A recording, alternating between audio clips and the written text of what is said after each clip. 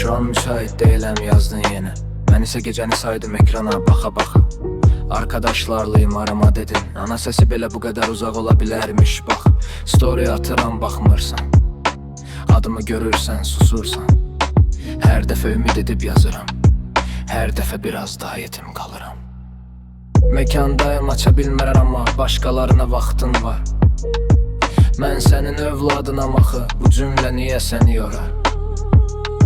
Məni hər dəfə takipdən çıxarırsan, sanki mən günahmışam kimi. Məni tərk etdin, yenə də adını çəkirəm hər gecə gizli. Ana bu səssizlik nədir? Bu susmaq hansı cəzadır? Mən səni silmədim heç vaxt.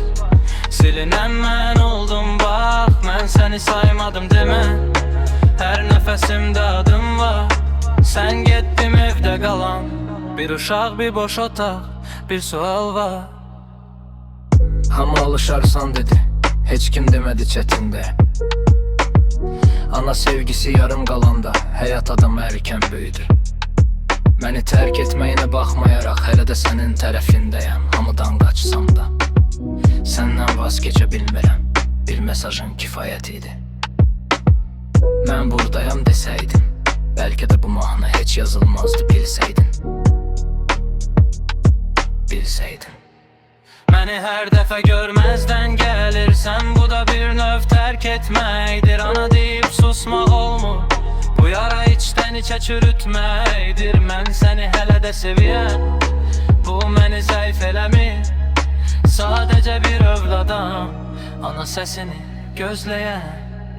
Ana bu səssizlik nədir? Bu susmaq hansı cəzadır? Mən səni silmədim heç vaxt.